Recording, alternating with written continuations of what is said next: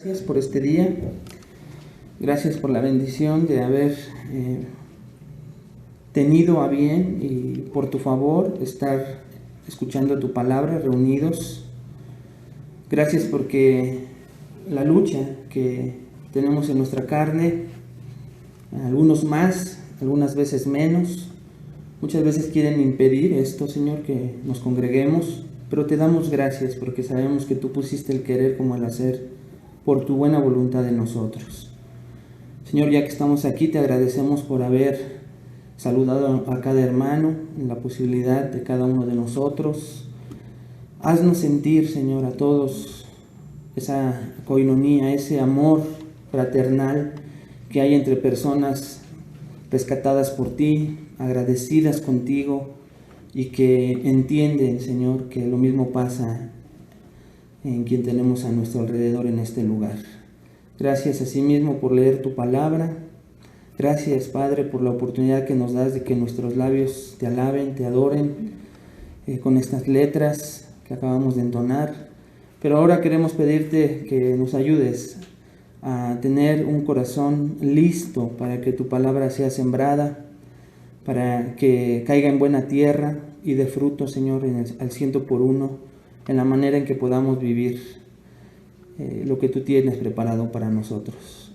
Padre, que esta palabra cambie nuestra manera de adorarte, de servirte, pero sobre todo de confiar en ti, aún en medio de circunstancias adversas. Ayúdanos a entender, en el nombre de Cristo Jesús. Amén. Bueno, acompáñame, hermano, ahí estamos estudiando el libro de Esdras. Hace 8 días estuvimos viendo ya el capítulo 5.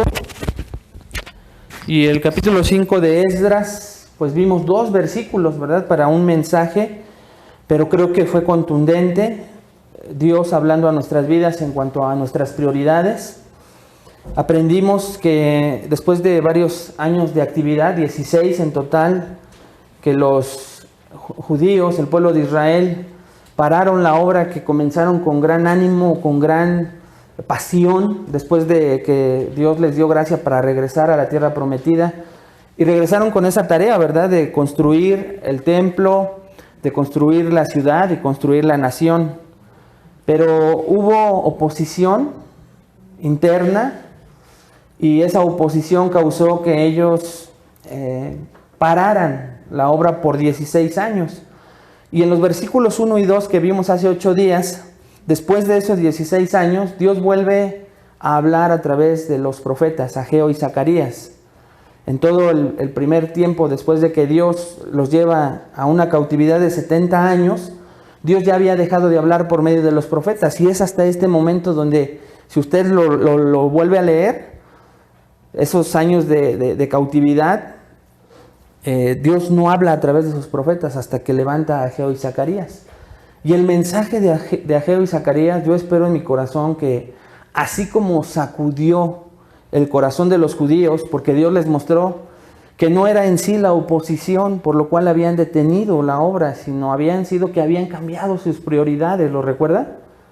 Los judíos ya estaban envueltos en sus propias casas. Y es primero Ageo, no estudiamos en sí de lleno las profecías de Zacarías, porque Zacarías habla sus profecías 2 meses después de que los judíos comienzan la obra, pero Ageo sí, en el mismo tiempo, la fecha con la que empieza Ageo 1, versículo 1, nos lleva a Esdras 5, versículo 1, y nos da exactamente la misma fecha en que el pueblo ya lleva 16 años con la obra parada. Y en esa misma fecha, Dios levanta a Ageo para hablarle a su pueblo. Han cambiado sus prioridades. Y fue pues una enseñanza fuerte, profunda, pero también para nosotros, para ver dónde están nuestras prioridades y si ya por esas prioridades olvidamos seguir caminando en nuestro proceso de santificación para ser cada vez más como Jesús, para estar como esa novia que somos de Cristo, listos para cuando Él venga por nosotros. Entonces, no quiero regresarme mucho, pero Entonces Ageo pues reclama de alguna manera a los judíos de que ya han estado ahí parando la obra, y esa motivación, esa profecía trae como resultado que los judíos vuelvan a levantarse para regresar a construir el templo. Pero vamos a comenzar estudiando. Si hace 8 días vimos solo 2 versículos, hoy vamos a ver más de un capítulo. Vamos a ir hasta el capítulo 6, versículo 12. Así que le pido me acompañe a Esdras capítulo 5, versículo 3 en adelante. Por motivos de lo largo que es el pasaje, le vamos a dar lectura conforme vayamos desarrollando los puntos. Entonces hoy me voy a permitir eso, pero este pasaje, este bloque del pasaje que vamos a leer a continuación y a estudiar juntos, habla sobre un atributo, hermano, que es muy importante nosotros conozcamos de Dios. Y este es la soberanía de Dios. ¿Qué significa la soberanía de Dios? ¿Qué significa que Dios es soberano? Y le doy una breve definición. Dice que con este término nos referimos al gobierno, escuche, al gobierno absoluto de Dios sobre su creación. La soberanía de Dios es el gobierno absoluto de Dios sobre su creación. Es una definición muy breve, pero por ejemplo Spurgeon decía que la soberanía de Dios es la almohada sobre la cual descansa el cristiano. La soberanía de Dios es esa almohada sobre la cual descansa el cristiano. Cuando nosotros entendemos que Dios tiene bajo control toda circunstancia de todo ser humano, empezamos a descansar, porque los propósitos de Dios siempre son buenos, porque Dios no es malo. Los propósitos perfectos de la soberanía de Dios son justos, porque Dios no puede ser injusto. Aunque parecería que alguna circunstancia adversa a nuestra vista incluso puede ser injusta. Te pongo un ejemplo, una acusación que te pueden hacer en tu trabajo injusta. Nosotros, cuando conocemos la soberanía de Dios, sabemos que está Dios en control de esa injusticia. Pero Dios, al permitirla, no deja de ser justo. Él sigue siendo justo. Pero la permitió en nosotros para mostrarnos muchas cosas, entre ellas que Él tiene control de todo eso. Y un pasaje con el que quiero comenzar y finalizar este mensaje es aquel de Romanos 8:28 que dice: y todas las cosas ayudan a bien a los que aman a Dios, a los que conforme a su propósito fueron llamados. Y sigue, pero escuchó bien, todas las cosas ayudan a bien. ¿Por qué? Porque Dios está en control de todo, absolutamente de todo. De ahí la importancia que usted hoy aprenda sobre la soberanía de Dios. Y vamos a ver la soberanía de Dios en su máximo esplendor en el pasaje que vamos a leer hoy de Esdras. En este pasaje vamos a ver la soberanía de Dios y vamos a estudiar 5 señales de la soberanía de Dios. Y el contexto es que vuelve a aparecer una oposición. Dice el pastor MacArthur, hay una renovación del pueblo de Dios por volver a construir el templo, pero ¿qué cree? Hay una oposición también renovada. Vuelve otra vez la oposición. Y eso pasa en la vida del cristiano. En el momento en que usted esté quieto, no preocupándose por su santificación, por ser mejor, por practicar las disciplinas espirituales conforme Dios nos los ha mostrado en su palabra, esto es lectura, oración, meditación, reflexión, obediencia de la palabra. Mientras usted no lo esté haciendo, no piense que muchas veces es la bendición de Dios, sino más bien tal vez es la apatía, y es que usted está cómodo y las fuerzas del mal, el enemigo, pues también están cómodos. ¿Para qué oprimimos? ¿Para qué hay oposición? Si esté así en esta situación, mira, solito está deteniendo su propia obra de santificación. Pero cuando usted, hermano, hermana, se propone cada día que Dios le da la oportunidad de vivir, de honrar y glorificar ese día a Dios, le puedo asegurar que va a haber oposición. Va a haber oposición. Hace unas semanas vimos que muchas veces esa oposición es de las personas que más cerca tenemos, Hablando individualmente, muchas veces nuestros propios familiares son esa oposición. Nosotros a veces somos esa oposición en sus cosas espirituales. Y hablando como iglesia, a veces aquí los hermanos son los que se oponen a que la iglesia crezca, a que la iglesia madure. En todas las iglesias pasa, con la actitud, con la crítica, con el juicio. Ya vimos que hay esa oposición interna, pero vamos a entrar a un pasaje que nos va a ayudar a entender entonces estas 5 señales de la soberanía de Dios sobre la oposición a tu restauración. Escuche, que te animarán a continuar con tu santificación. El saber que Dios está en control de esa oposición incluso que se pueda presentar a tu vida, te va a animar a continuar con tu santificación, a que descanses, a que la soberanía de Dios, como decía Spurgeon, sea la almohada en que tú reposes. Y eso fue lo que pasó con el pueblo de Israel. Así que vamos a ir viendo punto por punto. Y conforme vayamos viendo el punto, usted va a ver el bosquejo, de todos modos lo tiene completo en su tríptico. Y estas 5 señales de la soberanía de Dios, la primera, escuche, es: Dios soberanamente permite el regreso de la oposición. Y esto lo vamos a ver en el capítulo 5, versículos 3 al 4. Así que ahí sí acompáñeme a leer. Entonces, versículo 1, el pueblo después de 16 años es exhortado por las profecías de Ageo y Zacarías, es removido en su comodidad y se levanta nuevamente. Pero al momento de levantarse y vuelven a la construcción, pasa lo siguiente, versículo 3. Dice la palabra de Dios: en aquel tiempo vino a ellos Tatnai, gobernador del otro lado del río, y Setar-Boznai y sus compañeros, y les dijeron así: ¿quién os ha dado orden para edificar esta casa y levantar estos muros? Ellos también preguntaron: ¿cuáles son los nombres de los hombres que hacen este edificio? Hasta ahí vamos a leer. Entonces, dice que Tatnai es un nombre que aparece ahí. Dice, nos da la palabra de Dios. ¿Quién era este hombre? Dice que es gobernador del otro lado del río. Ok. Del otro lado del río era Damasco, que era la capital de una provincia que administraba a este Tatnai, y era una autoridad, era autoridad del otro lado del río. También dice que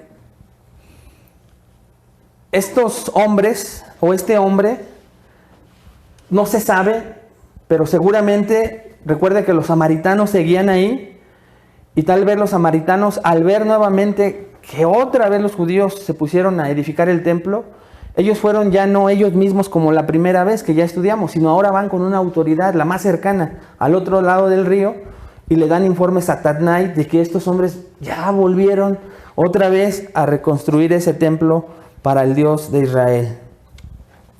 O tal vez, de alguna manera, este Tatnai, la escritura no lo dice, hermano, pero de alguna manera, el pasaje nada más nos dice que Tatnai llegó.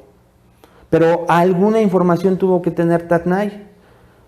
No nos lo dice la escritura, pero no venía solo, porque también habla de otro oficial que se llama Setar-Boznai.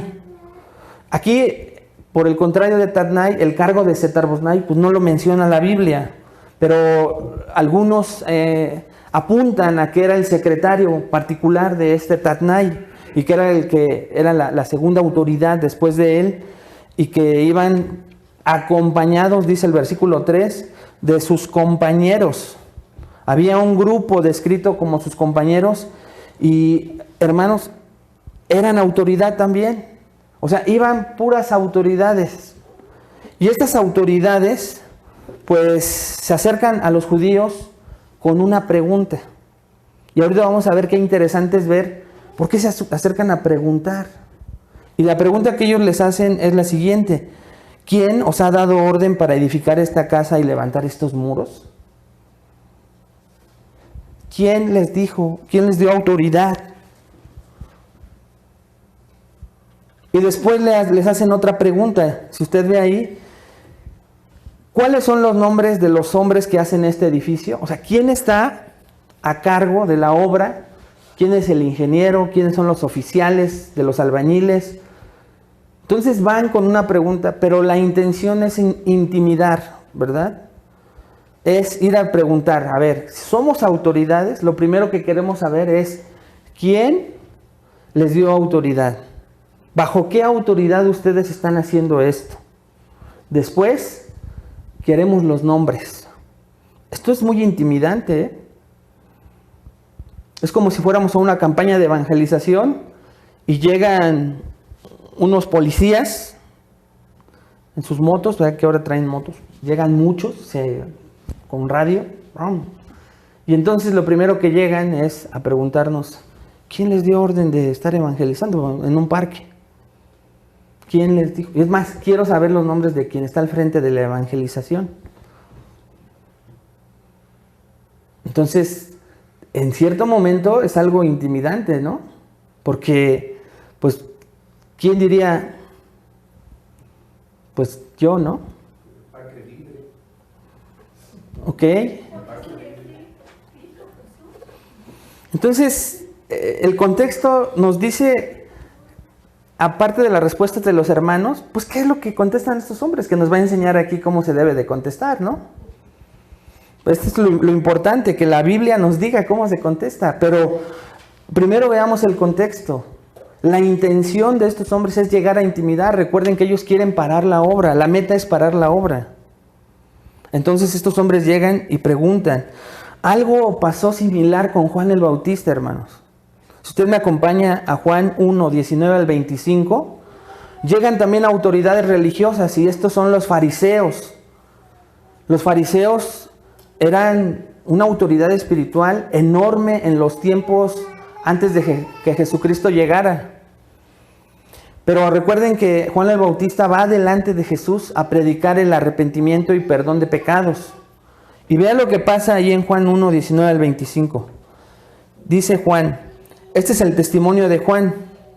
Cuando los judíos enviaron de Jerusalén sacerdotes y levitas para que les preguntasen, o sea, fueron autoridades a preguntarle a Juan. Y le preguntan muchas cosas. Primero le dicen, ¿tú quién eres?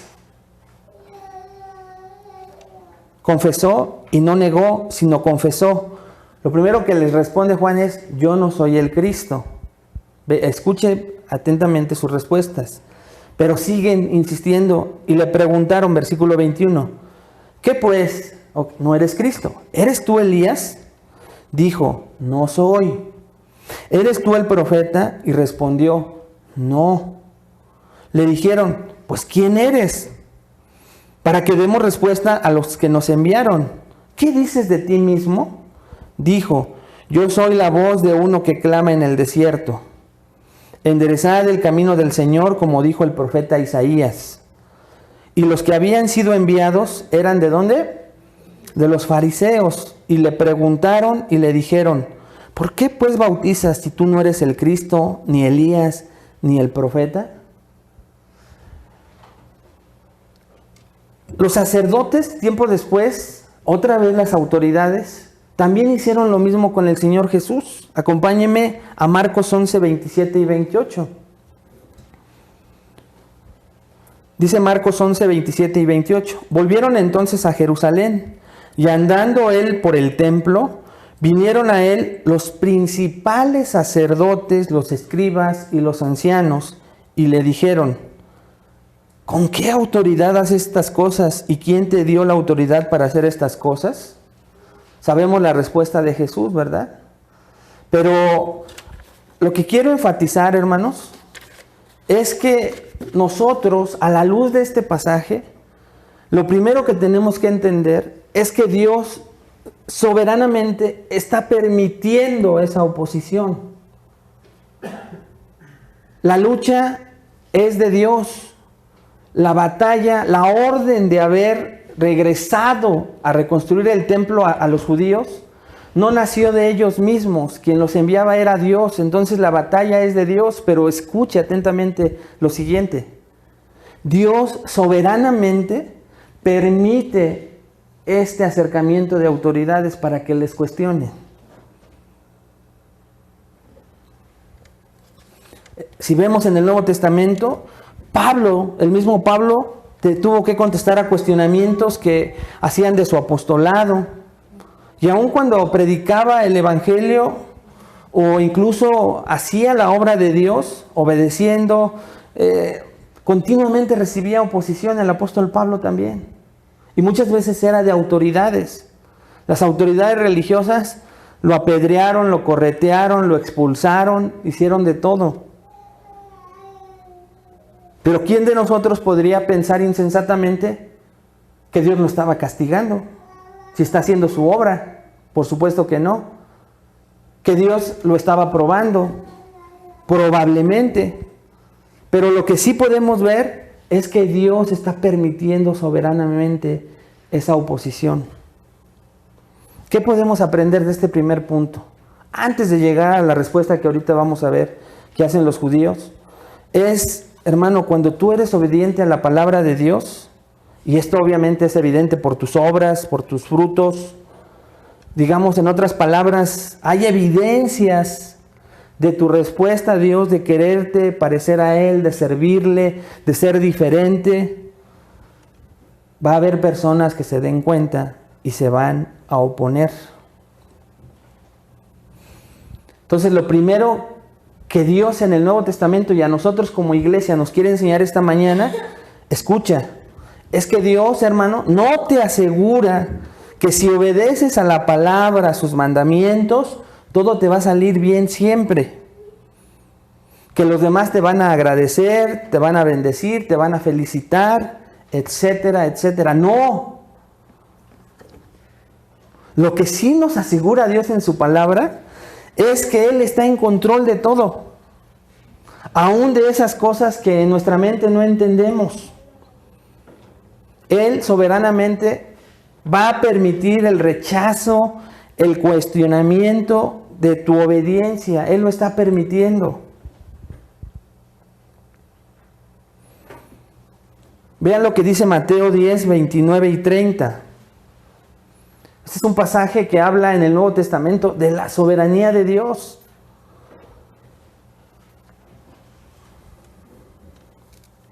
Dice Mateo 10, 29 y 30. ¿No se vende 2 pajarillos por un cuarto? Es una pregunta. ¿No se vende 2 pajarillos por un cuarto?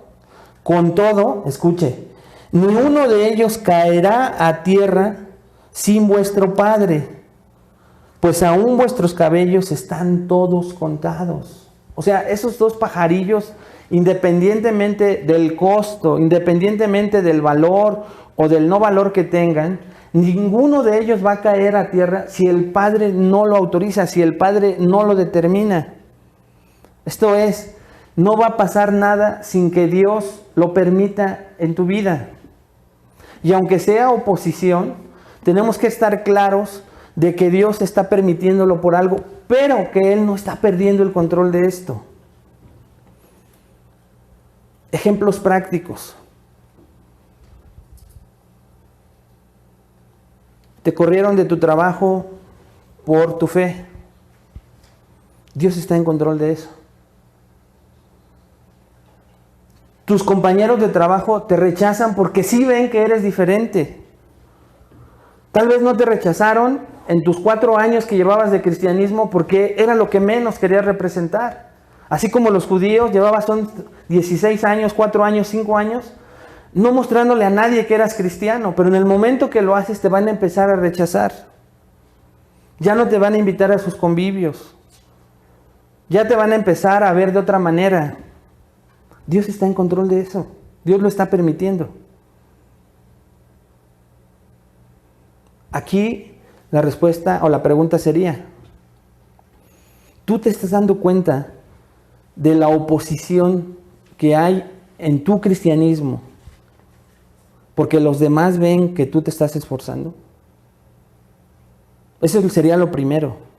De verdad, en tu trabajo, en tu vecindario, tus familiares, ¿sí se dan cuenta de que eres un cristiano diferente? Una persona diferente, una persona que piensa, habla, no como ellos, que te empiezan a hacer burla, que te empiezan a poner apodos, que ya no te empiezan a invitar a sus reuniones. ¿Sí puedes ver eso, hermano? O sea, primero, ante todo, ¿es una realidad en tu vida? ¿O todavía te puede tanto que dices, bueno, solo soy cristiano el domingo? Y saliendo de aquí, pues ya soy José Luis. Ya soy otra vez el licenciado, el doctor, el ingeniero, el profesionista. Ya soy yo la otra persona. Y pues obviamente no vas a ver oposición. Pero si eres de las personas a las que lo están aislando, descansa, hermano. Dios está permitiendo ese rechazo. Son evidencias de que estás haciendo bien las cosas. Él lo tiene bajo control. No tengas miedo. Tienes la presencia más envidiable del universo, que es la del Señor.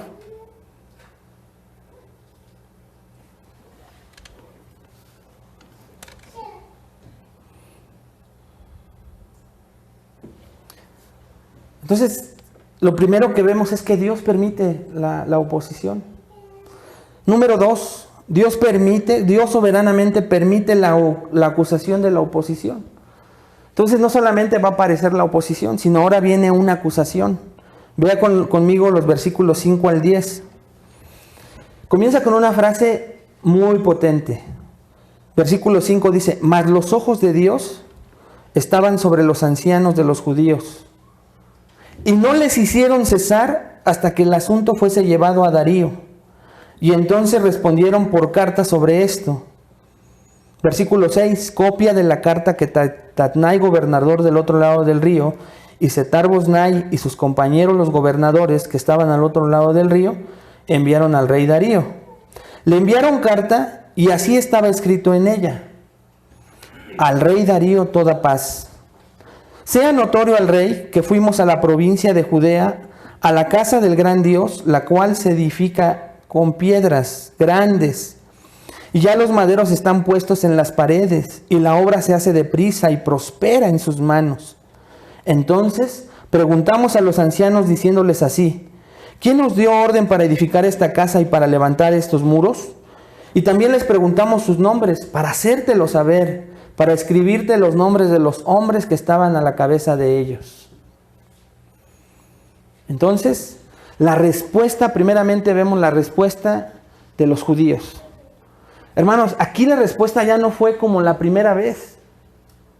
Aquí la respuesta es que los ojos de Dios, esto es lo que indica la soberanía, versículo 5, mas los ojos de Dios estaban sobre los ancianos de los judíos, y vea lo que pasa, y no les hicieron cesar.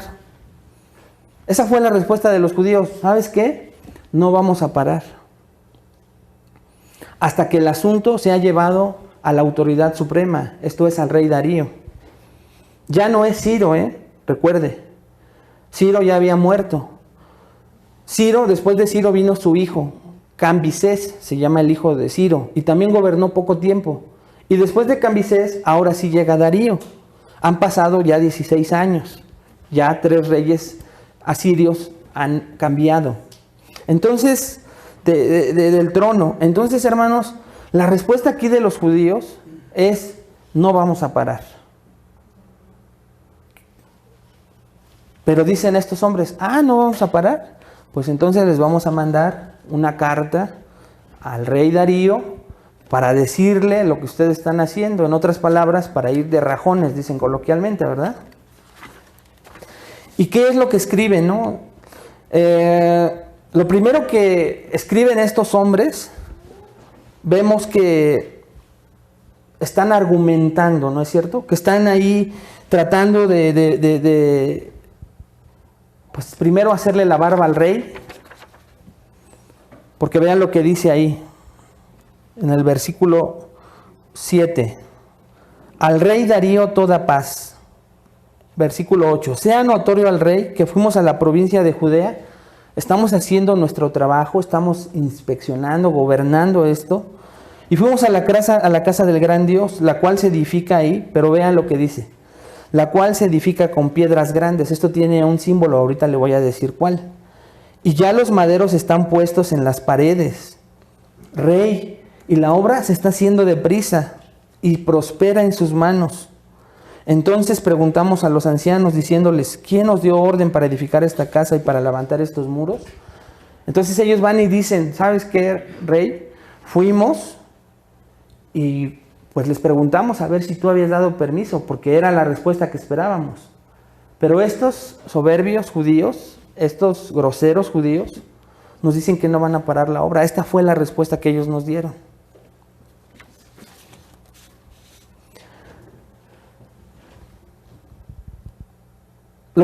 Lo siguiente que podemos ver después de esta acusación, hermanos, es que Dios también la está permitiendo. O sea, Dios no hace hasta ahorita, parece ser que no está haciendo nada con esta acusación. Porque lo que querían estos hombres era detener, pero era Dios quien estaba luchando a favor de los judíos. Y los judíos lo saben. Los judíos podían haber tenido una respuesta, pues si no grosera, sí radical, sí decir, ¿sabes qué? Pues no nos interesa tu pregunta. Pero dice que ellos ya tenían otra actitud en su corazón por las motivaciones de las profecías de Ageo y Zacarías. Vea lo que dice y lo que los judíos creían a partir de ese momento en su corazón. Salmo 33, 18.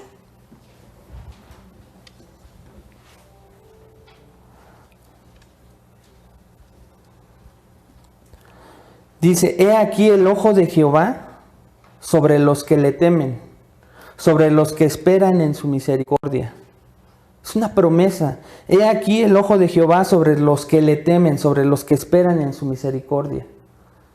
Obviamente el ojo es algo metafórico, pero es la atención. Otra vez este versículo, este salmo habla de la soberanía de Dios. He aquí mi poder y todo lo que yo soy está sobre los que me temen. No tengas pendiente, yo estoy contigo. Le decía que la carta o la acusación comienza con un elogio al rey toda paz. Y luego le indican que vea y que observe, que ponga mucha atención en lo que le van a relatar. Y se refieren a Dios como el gran Dios, si usted lo nota. Pero hay una frase que dice, la cual se edifica con piedras grandes. La palabra grandes está relacionada con un verbo hebreo que significa rodar. Entonces lo que le están diciendo, que estas piedras eran grandes, muy grandes para moverlas, pero le están tratando de engrandecer la obra para decirle aguas, porque esta obra va tan rápido que mira qué tipo de material están usando. Ten cuidado, rey, con lo que está pasando. Ten cuidado porque este pueblo va deprisa y se puede rebelar contra ti. Esa era su intención, el engrandecer la obra con argumentos y mentiras, con cizaña, para de alguna manera con esa carta se pudiera entender. Es lo mismo que hoy pasa con los mensajes de texto. Yo por eso prefiero luego mejor a la antigüita, ¿verdad? No sé si te ha pasado, hermano. Cuando tienes una conversación demasiado larga, de repente ya hay malentendidos, ya hay pleitos, ya la persona que lee un mensaje ya entiende y siente una palabra de otra manera y no era la intención del que lo escribe. Pero esa era la intención de estos hombres, escribir cosas que llamaran la atención del rey para parar la obra. También hay otra frase, dice, y ya los maderos están puestos en las paredes. Esta palabra o esta frase no debe ser entendida como aludiendo a vigas. No, sino al revestimiento de las paredes. Esto indica que el trabajo de construcción, esto fue lo que ellos dijeron, ya estaba avanzado. Ya están como que adornando con los retoques. No era cierto. Los oficiales notaron que esta obra avanzaba rápidamente, se hacía deprisa. Y luego dicen, y prospera en sus manos. Son frases, hermanos, que parecen que no tienen nada de particular, pero la intención sigue siendo la misma, parar la obra, alertar a este rey. MacArthur añade algo muy interesante y dice que las autoridades que estaban detallando el informe, porque querían mostrarle al rey que este tipo de construcción bien pudiera ser el inicio de una rebelión.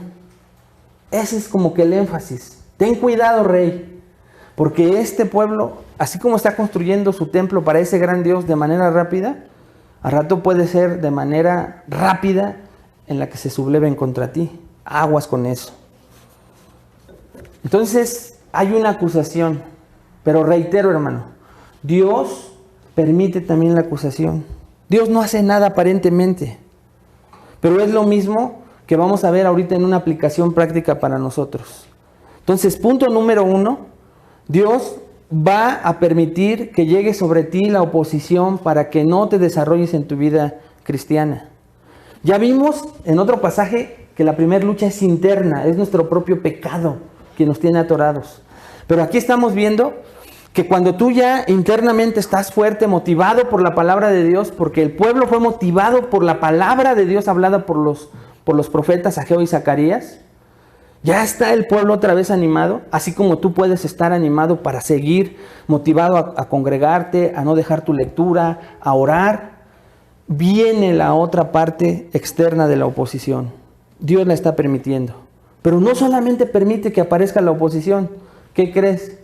Parece que Dios no está, porque ahora te van a empezar a acusar.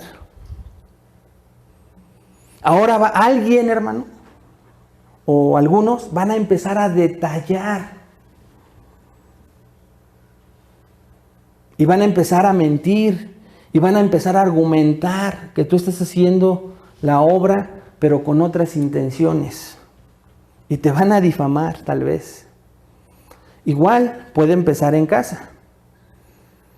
Una de las frases normal y tradicional cuando hay una familia entre esposos, hijos, pues siempre es señalar, ¿verdad? Ay, sí, eres la famosa frase coloquial.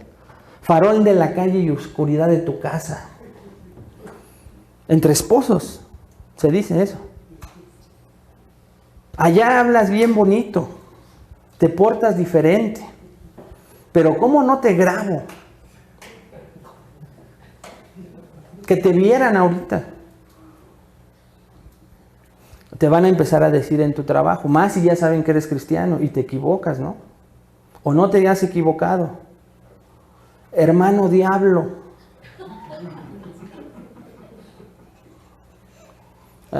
A mí me dijeron en mi trabajo, Padre Amaro, vas a caer, Padre Amaro, tu pecado está en ti. Y empiezan y buscan la manera en cómo encontrar alguna falta. Aquí lo importante, hermano, es, número 1, va a haber esa oposición y es una buena señal. Digo, si no te están acusando de algo real, ¿verdad? Pero después va a venir todavía una acusación más grande. Y como te digo, tal vez van a difamar. Todavía no se trata de que reaccionemos. Todavía no se trata de que contestemos. Solo de que en el momento en que llegue la oposición, sepamos que Dios está en control de todo. Que cuando ya llegó la oposición y ahora viene la acusación, hermano, Dios sigue estando en control de todo. Dios está permitiendo esa acusación en tu vida.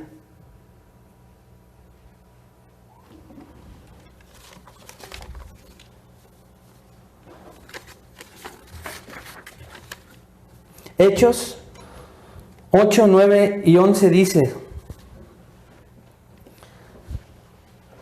cierto hombre llamado Simón hacía tiempo que estaba ejerciendo la magia en la ciudad y asombrando a la gente en Samaria, pretendiendo ser un gran personaje. Y todos, desde el menor hasta el mayor, le prestaban atención diciendo: este es el que se llama el gran poder de Dios. Le prestaban atención porque por mucho tiempo los había asombrado con sus artes mágicas. Ahorita le digo por qué utilicé este pasaje. Vea conmigo Lucas 9, 49 al 50. Entonces respondiendo Juan dijo: Maestro, hemos visto a uno que echaba fuera demonios en tu nombre y se lo prohibimos, porque no sigue con nosotros. Jesús le dijo: no se lo prohibáis, porque el que no es contra nosotros, por nosotros es.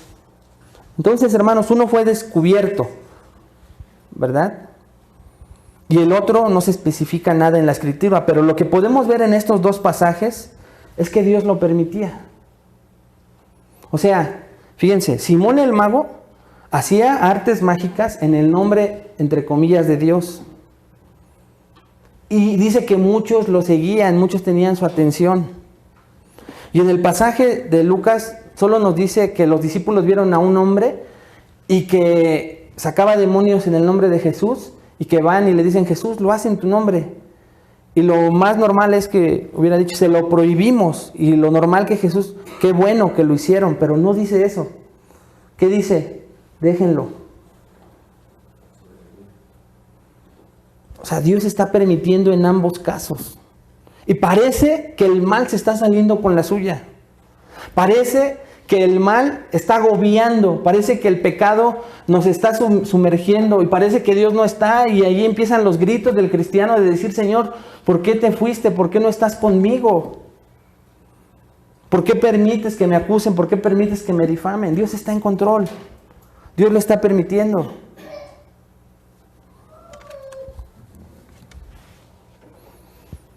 ¿Dónde podemos ver que Dios lo permite? Mateo 7, 21 al 23. Dios es claro en esto, hermano. Dice, no todo el que me dice Señor, Señor, entrará en el reino de los cielos, sino el que hace la voluntad de mi Padre que está en los cielos. O sea, no toda persona que se dice cristiano lo es. No va a entrar.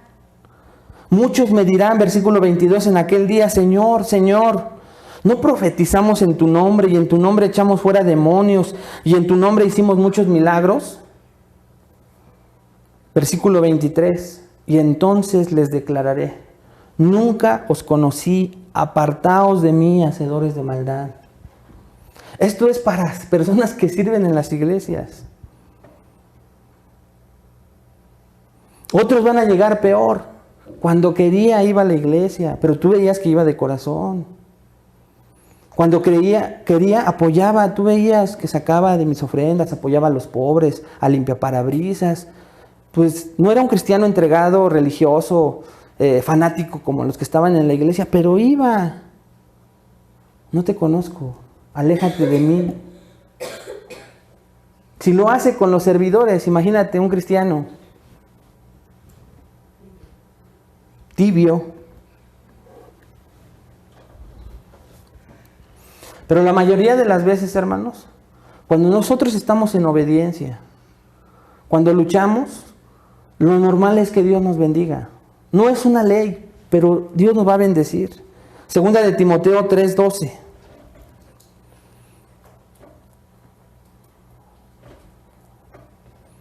Siempre va a haber oposición a la palabra. Vean lo que dice segunda de Timoteo 3:12. También todos los que quieren vivir piadosamente en Cristo Jesús padecerán. ¿Qué dice? ¿O dice ahí recibirán toda bendición?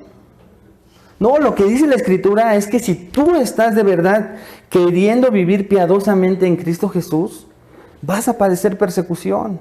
Es una de las evidencias de que tú estás haciendo bien las cosas. Lo contrario a persecución es que estés en paz, completamente en paz. Entonces eres una persona que puede estar amoldándose a este mundo, diciéndote cristiano, diciéndote que eres una persona salva, pero que no estás afectando el mundo. No estás afectando, me refiero a positivamente el mundo. Nadie sabe que eres cristiano. Nadie te ha rechazado por evangelizarlo. Nadie te ha rechazado porque no te amoldas a su forma de pensar, porque no te ríes con sus chistes, porque no te amoldas a sus prácticas, porque no eres tramposo. Pero si allá afuera, en el nivel en el que te encuentres, en la oficina, en la casa, en el vecindario, si eres ama de casa, en donde te encuentres, si no están dándose cuenta a los demás, hermano, que eres un cristiano verdadero, por eso no hay persecución.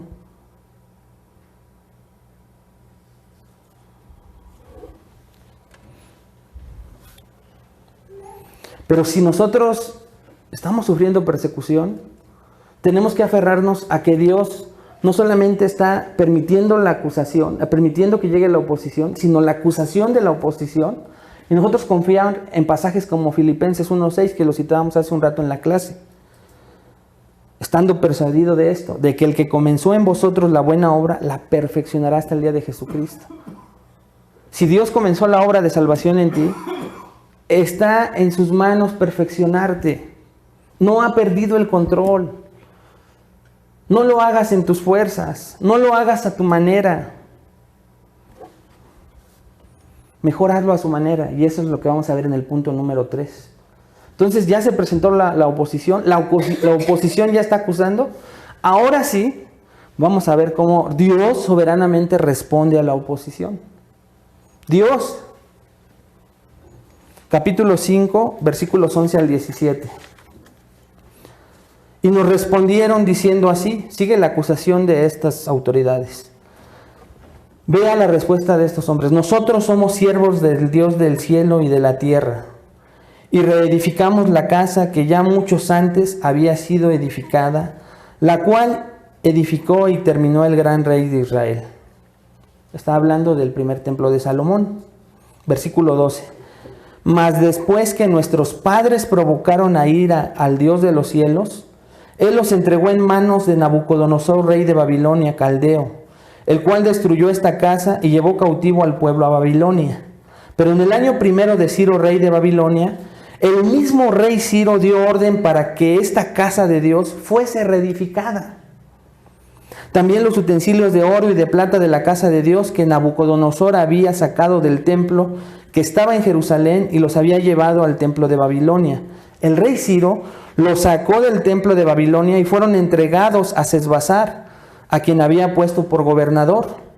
Y le dijo, toma estos utensilios y ve y llévalos al templo que están en Jerusalén, y sea reedificada la casa de Dios, la cual está en Jerusalén, y desde entonces hasta ahora se edifica y aún no está concluida. Y ahora, si al rey parece bien, búsquese en la casa de los tesoros del rey que están ahí en Babilonia, esto es del rey Ciro. Si es así que por el rey Ciro había sido dada la orden para reedificar esta casa de Dios en Jerusalén, y se nos envíe a decir la voluntad del rey sobre esto. Vemos este relato, hermanos, y aquí ya vemos la respuesta, y podemos encontrar 3 cosas en la respuesta de estos hombres, en donde volvemos a ver la soberanía de Dios. Vea el versículo 11. Ahí vemos que Dios es soberano porque Él es el autor de la obra. Vea, dice, la respuesta de los ancianos indica dignidad. Primero dicen ellos, nosotros somos siervos, esclavos del Dios del cielo y de la tierra. Con esta respuesta lo que ellos quieren decir es que ellos solamente están haciendo la obra que les fue mandada hacer, pero que el autor de la obra es Dios. Dios se lo había indicado al gran rey Salomón, y el rey Salomón solo fue el autor de ese grandioso templo. La primera respuesta es darle el crédito al autor de la obra, al que está sobre la obra. Ellos no se adjudicaron y dijeron, pues porque tenemos derecho, porque no hacemos mal con estar edificando esto, o una respuesta humana, sino lo que ellos fueron al origen, al autor de la obra, y el autor de la obra es Dios. Dicen estos hombres y añaden, reedificamos la casa que ya muchos antes había sido edificada. Ya estaba lista. ¿Por qué? Porque el autor de la obra no somos nosotros, no fuimos nosotros, sino fue Dios mismo. Y también vemos en segundo lugar que Dios soberanamente permitió la destrucción de la obra. Esto lo vemos en el versículo 12. Entonces los ancianos, los judíos, dicen, ¿sabes qué? El autor de la obra es Dios. Pero nosotros nos portamos mal. Nosotros desobedecimos. Nosotros le dimos la espalda a este Dios. Y Él justamente por esa actitud destruyó el templo. Hubieran podido añadir más cosas. Nos mandó profetas para decirnos que nos portáramos bien, que no adoráramos otros dioses. Nos advirtió que íbamos a ser llevados cautivos. Hubieran podido haber añadido. O sea, estos hombres están reconociendo que su mala actitud los había llevado a la destrucción de la obra. Entonces, nosotros no somos los autores de la obra, pero cuando el autor de la obra la terminó, nosotros le echamos a perder. Nos fuimos a adorar a otros dioses cuando Él construyó este templo para que lo adoráramos a Él. Pero ahora vea, viene la redención de Dios. Él soberanamente también ordena la reedificación de la obra a través de un rey pagano, que ya lo estudiamos. Y esto lo vemos en los versículos 13 al 17. Vemos que vuelven a relatar cómo Dios usa a Ciro, y Ciro, este rey pagano, es el que da la orden. Pero en todo, hermanos, en todos vemos que Dios es quien lleva la batuta en cada cosa que pasa en la restauración del templo, de la ciudad y de esta nación que había permanecido esclava durante 70 años. Entonces lo único que Dios está haciendo en esta respuesta es confirmar que Él, siendo el rey del universo, Él fue el que determinó que se le construyera un templo. Él mismo destruyó ese templo y Él mismo reordenó la reedificación del templo. Pero esto también nos enseña a nosotros algo muy importante.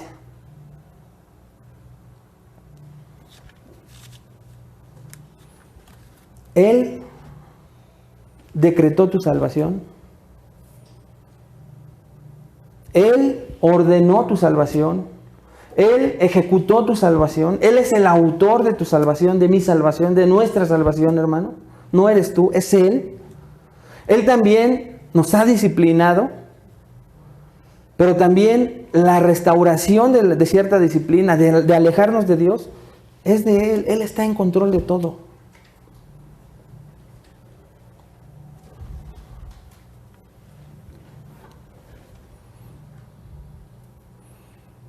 ¿Y qué usa para restaurar? Siempre su palabra. No hay otra cosa que Dios utilice fuera de su palabra para restaurar. Hebreos 1:1 y 2 dice: Dios, habiendo hablado muchas veces y de muchas maneras en otros tiempos a los padres por los profetas, en estos postreros días nos ha hablado por el Hijo, a quien constituyó heredero de todo y por quien asimismo hizo el universo. Entonces, primero nos enseña por lo que estamos leyendo en el Antiguo Testamento, después nos enseña por su Hijo, y dice la palabra de Dios, un versículo que usted se sabe de memoria, 2 de Timoteo 3:16, toda la Escritura es inspirada por Dios y útil para enseñar, para redarguir, para corregir, para instruir en justicia. Entonces el pueblo de Israel estaba convencido de que ellos construían porque era la voluntad de Dios.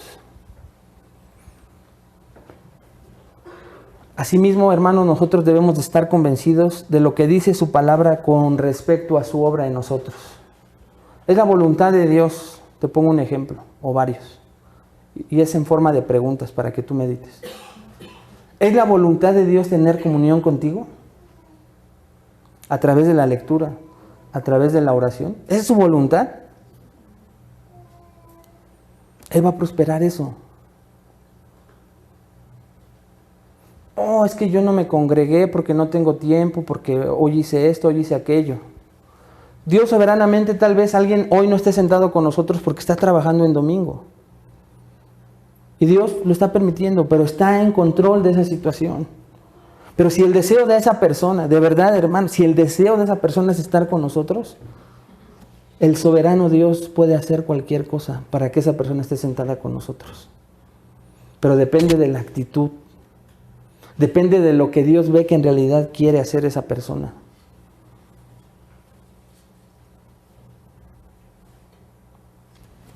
En todos los aspectos nos pasa exactamente lo mismo.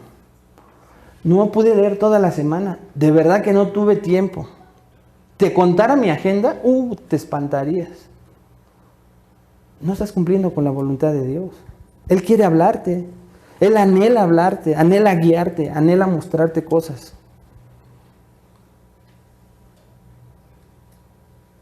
Y si te das cuenta, de todos modos no ha perdido el control de tu vida, de mi obediencia, de tu desobediencia. Él está en control de todo.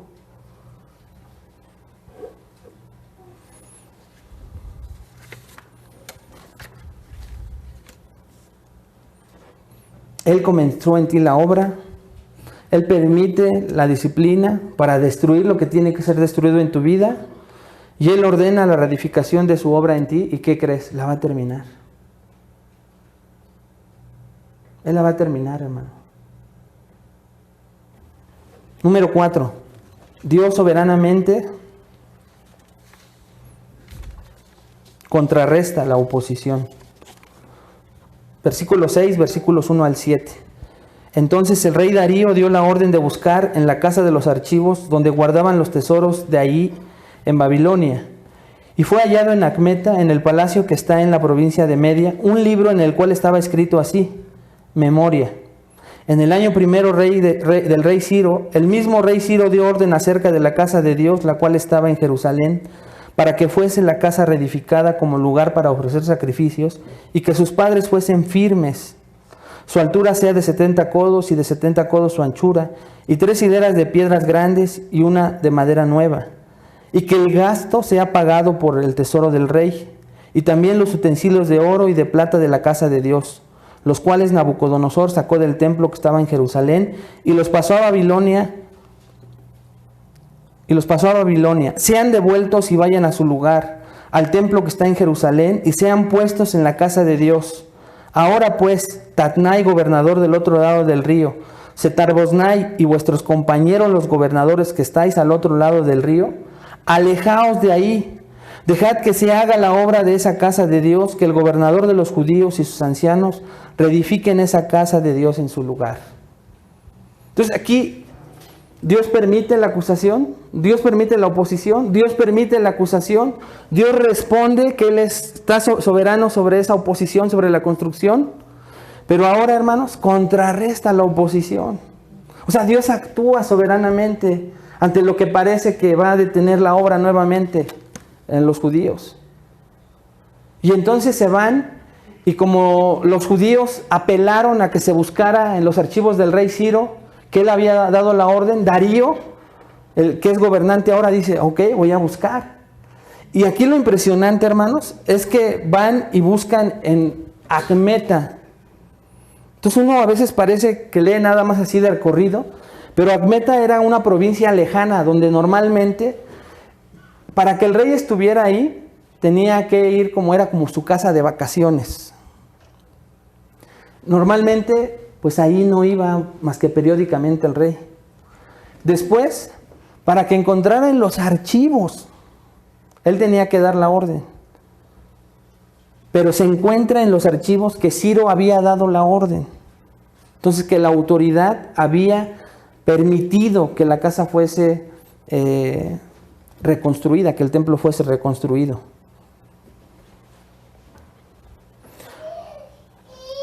Hermanos, al rey Darío, ¿qué le podía interesar? Que un pequeño grupo se estuviera levantando ahí para reedificar un templo. Nada. Él hubiese podido haber dicho: ¿sabes qué? A mí no me interesa. Gracias por venirme a decir, Tatnai y Setar-Boznai, vayan y paren. Ahí se hubiera acabado todo. Pero ¿quién está en control de todo? El Señor. Y el Señor, como lo hizo con Ciro, ahora lo hace con Darío. Y Darío da la orden de que se vaya a buscar a Acmeta. Dios está en control de todo. Proverbios 21:1 dice: el corazón del rey está en la mano de Jehová. A todo lo que quiere lo inclina, aún el corazón de un rey pagano, hermano. Hermano, Darío no era como Ciro, ¿eh? Si tú ves en la historia, estudias un poco de cómo era Darío, te lo digo rápidamente.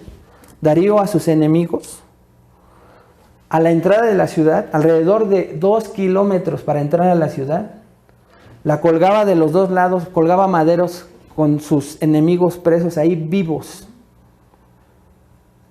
Todo el camino. Era un sanguinario. Y por las noches les echaba combustible, no sabemos qué, y los encendía vivos. A todos, para que los gritos se escucharan a lo más lejano posible y todos le tuvieran miedo a Darío. ¿Cómo este rey tan sanguinario iba a decir: ah, sí, vete a buscar a Acmeta, ya que estos judíos, pues no? Lo normal era, ¿saben qué? Vayan y tráiganmelos para pararlos en estos maderos y que sean los primeros, por andar ahí queriéndose rebelar. Dios está gobernando todo.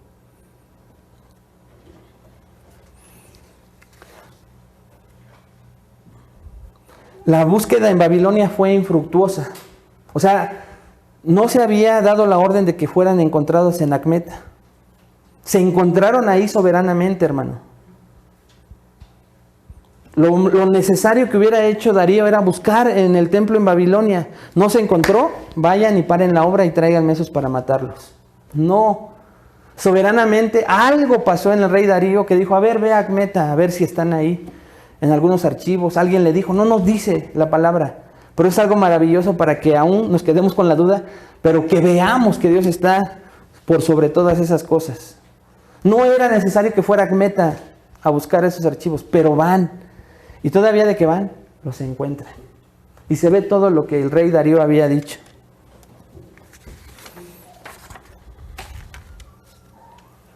Y entonces se les da una orden, ¿no? Setar-Boznai, Tatnai, aléjense de ahí y déjenlos hacer las cosas. Y eso es lo que regularmente pasa en nuestra vida si nos permanecemos fieles. Hermano, tenemos dos caminos. Al ver la oposición, ni siquiera buscarla. Ya vimos el punto 1. Ojo, alerta, advertencia de Dios, hermano. Si no hay oposición en tu vida, si nadie está notando que eres diferente, arrepiéntete esta mañana. Número 2. Dios está en control aún de esa desobediencia que tienes. Todavía sigues aquí y esa es la obediencia, la evidencia, perdón, de que Dios soberanamente, aún con esa infidelidad, te tiene aquí. Habla de Cristo. Sigue transformando tu mente, es que tu testimonio siga dando evidencias de tu salvación.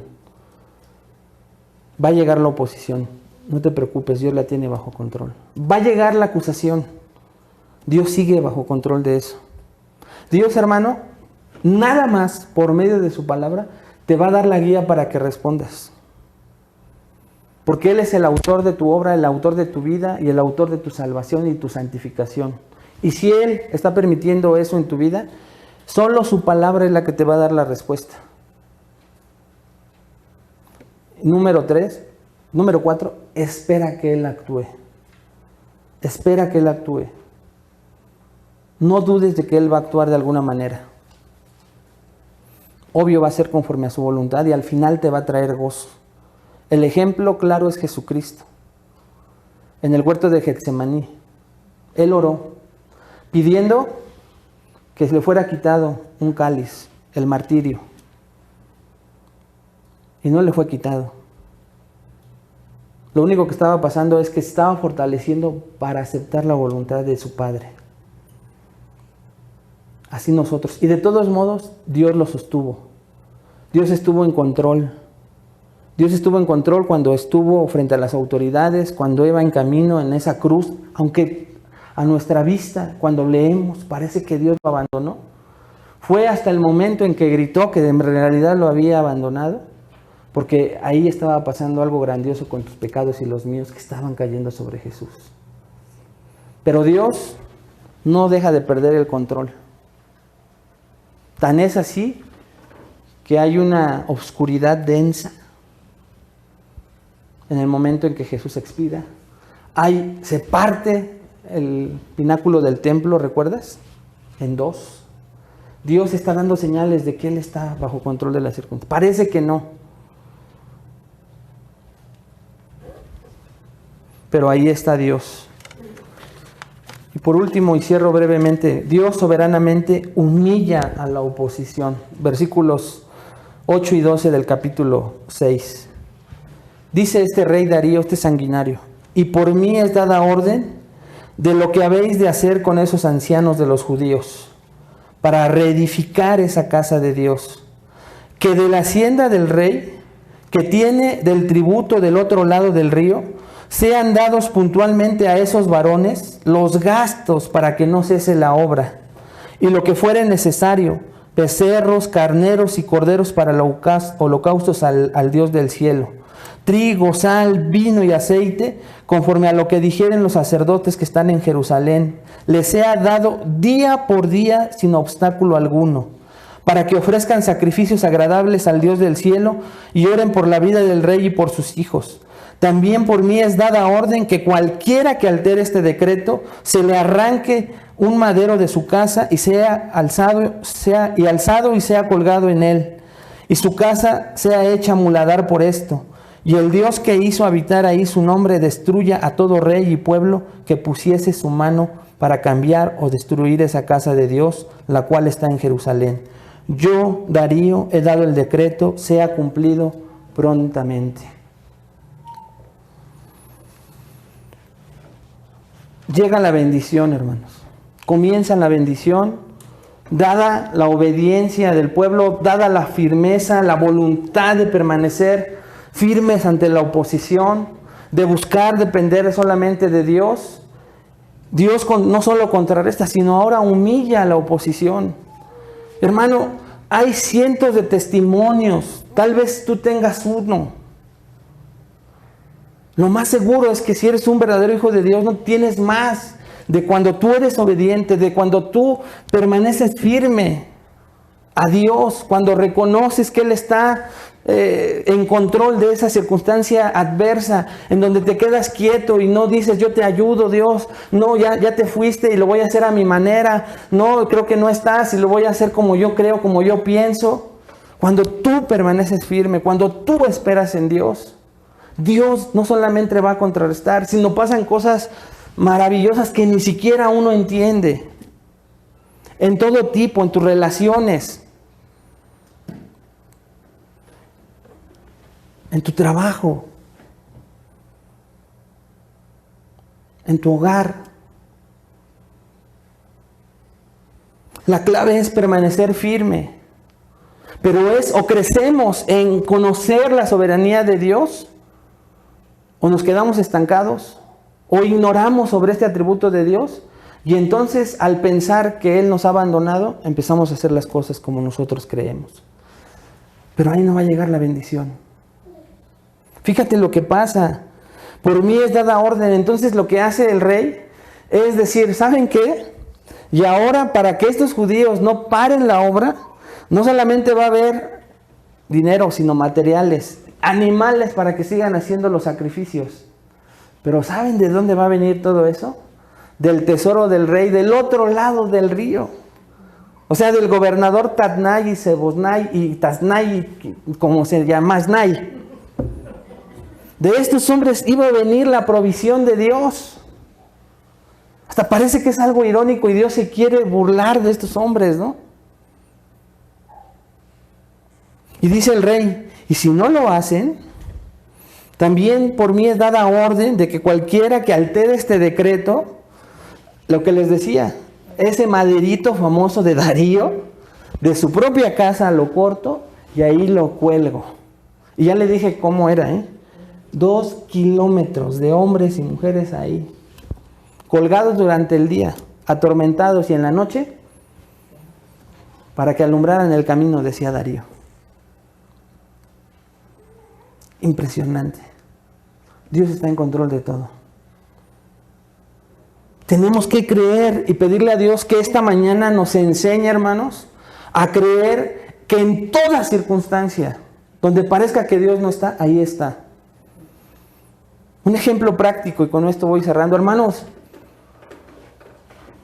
¿tú crees que Dios está en control de nuestro país?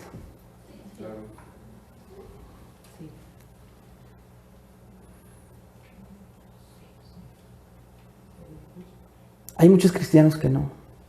Que dicen que sí, pero sus acciones dicen lo contrario. ¿Tú crees que Dios esté sobre nuestro presidente? ¿Esté controlando a nuestro presidente y cada evento, cada decisión que tome? Tenemos que ampliar nuestro panorama, hermanos. Yo no sé si tú escuchaste esta semana que así como se están cometiendo grandes aberraciones contra la palabra de Dios, por ejemplo, en estados El Congreso estatal está autorizando el aborto, la legalización de las uniones homosexuales. Por otro lado, hay estados donde se está contrarrestando. Esta semana, la gran bendición, si estás atento a las noticias, uno de esos estados fue Sinaloa. Y el estado local, el Congreso local, echó atrás esa propuesta. Dios está en control, pero no puede estar en control de Sinaloa porque se aprobó y en la Ciudad de México no, porque sabemos lo que pasa aquí. Dios está en control de ambas cosas. ¿Qué nos toca a nosotros? ¿Cómo nos toca responderle al gobierno, a nuestros familiares, a todo lo que se opone a que sigamos con la obra de Dios? La obediencia. Sé el mejor padre, la mejor madre. Sé el mejor esposo. Lucha por ser la esposa bíblica. Lucha por ser el hijo bíblico, el hijo de Dios. Por ser el ciudadano modelo. Haz tu parte. Y no dudes que Dios tiene en control todo. No lo dudes. Sé ese mejor trabajador aunque tengas oposición. Deja que Dios se encargue de lo demás. Todos tenemos tal vez muchos testimonios, ministerialmente hablando, hermanos. No solo muchas iglesias tienen oposición. Y vemos cómo hombres y mujeres se oponen a que las iglesias crezcan. Y cuando las cosas no son a su manera, se van de las iglesias y buscan argumentos para irse. Y buscan acusar a la gente. Acusar a los que quieren hacer las cosas bien. Pero mira, el testimonio enorme de que hay que permanecer quieto ante esas acusaciones. Ustedes saben, y con esto cierro. Y si no lo saben, yo estuve disciplinado 1 año en otra iglesia. Justamente, ¿Dios estaba sobre control? Claro. ¿Y qué me tocó hacer a mí? Obediente. No me gusta. ¿Y sabes cuántas veces me fueron a buscar para abrir iglesias? Vámonos, somos muchos. Vamos a abrir una iglesia. Nunca lo hice, hermano. Y después de 1 año Dios se encargó de regresarme al lugar donde se me había quitado. Volví a estar en el púlpito. Volví a estar en autoridad bautizando gente y todo. Y la oposición llega, ¿eh? ¿Tú crees que en esta iglesia no? Muchos lo saben. Pero hay que esperar en el Señor, ser obedientes, recibir las ofensas. Dios está en control de todo. También en tu vida. ¿Lo crees? Vamos a orar. Padre, te damos gracias por esta mañana. Y gracias, Señor, por recordarnos que eres soberano sobre todas nuestras circunstancias, sobre cada acto, sobre cada cosa que estás permitiendo en nuestras vidas. Permítenos primeramente creer eso. Pon la fe necesaria, Padre, para nosotros creer que tú estás en control de todo y evitar hacer las cosas a nuestra manera. Llénanos, Señor, de tu palabra para que confiemos en ella. Llénanos de tus promesas para que nosotros nos abracemos a ellas, esperemos en ti, hagamos nuestra parte, Señor, la que provenga de tu bendita palabra, y entonces podamos ver, Padre, cómo tú no solo permites en nuestra vida que llegue esa oposición, permítenosla ver claramente. Y si no la hay, perdónanos, Señor, tal vez no hemos estado trabajando para que la haya. Sabemos que tú vas a permitir incluso alguna acusación, alguna situación difícil. Pero no permita, Señor, que reaccionemos inmediatamente, sino que vayamos a ti, que meditemos cuántas de esas cosas son verdad en nuestra vida para corregir. Pero que en las que no, Señor, nosotros podamos seguir el ejemplo de Cristo, de callar y esperar en ti, Señor. Y de hablar solo y nada más conforme a tu bendita palabra. Que fuera de eso tú evites que nosotros luchemos, nos defendamos de nuestras fuerzas. Que seamos solícitos para perdonar constantemente esas acusaciones, esas faltas. Que corrijamos las que tengamos que cambiar, Señor, a fin de poder agradarte y glorificar tu nombre. Que podamos responder y buscar solo en tu palabra la respuesta, lo que tú piensas, tu voluntad, tus pensamientos, tus mandatos, tus principios, Señor. Aún todas las respuestas a los problemas que tenemos. Tu palabra es única, es eficaz, está completa para todo problema. Que lo podamos creer para no hacerlo a nuestra manera, Señor. Y que después nos empecemos a maravillar el cómo tú, Señor, providencial y soberanamente comienzas a tomar control de las cosas. Que veamos, Señor, lo hermoso que es descansar en tu soberanía y saber que no hay nada, Señor, que pase en nuestras vidas sin que tú lo permitas y que todo lo que llegue a pasar va a ser para bien porque nos amas. Lo queremos creer, Señor, y oramos en el nombre de Cristo Jesús. Amén.